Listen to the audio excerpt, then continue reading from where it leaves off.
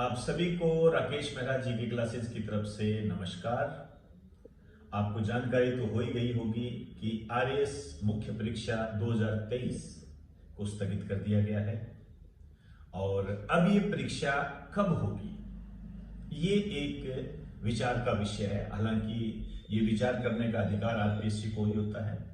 अब आरपीएससी जब तक कोई अपडेट नहीं देती है तब तक ये भविष्य के गर्भ में है, लेकिन एक अनुमान के आधार पर कुछ चीजों को रखा जा सकता है।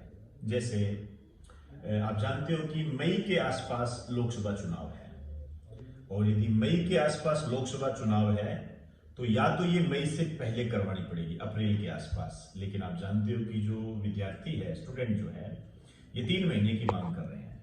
यदि 3-4 महीने का हिसाब रखते हैं तो ये जुलाई अगस्त में जाएगी। लेकिन यदि मैं पिछले आरपीएससी के डिसीजन को देखूं तो उस दृष्टि से मुझे ऐसा लगता है कि ज्यादा से ज्यादा 1 या 2 महीने का समय इसमें दिया जा सकता है।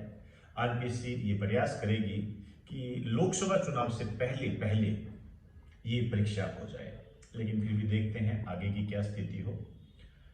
लेकिन अब आपको ये ध्यान रखना है, आप जो तैयारी कर रहे हो, कई स्टूडेंट ऐसे हैं जिन्होंने जनवरी को आधार मानकर तैयारी की तो उनकी बम्पर तैयारी हुई है, अच्छी बात है ये। लेकिन यहां पर मैं ये कहना चाहूंगा कि वो अपनी तैयारी को रोके नहीं, लगातार उसे धार देते रहे।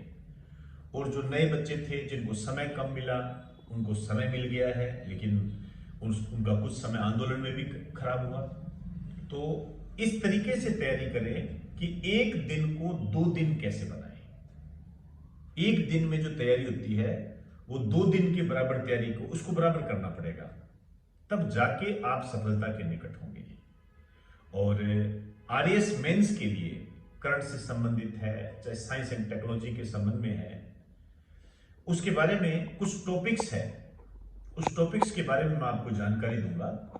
जैसे आर्टिफिशियल इंटेलिजेंस पे कैसे क्वेश्चन बन सकता है, जैसे जो वर्तमान में गरीबी से संबंधित, क्योंकि आप जानते हो कि गरीबी निवारण का मुद्दा काफी चल रहा है। अभी नीति आयोग की रिपोर्ट आई है, उसमें कहा है कि 25 करोड़ लोग गरीबी रेखा से ऊपर आ गए हैं।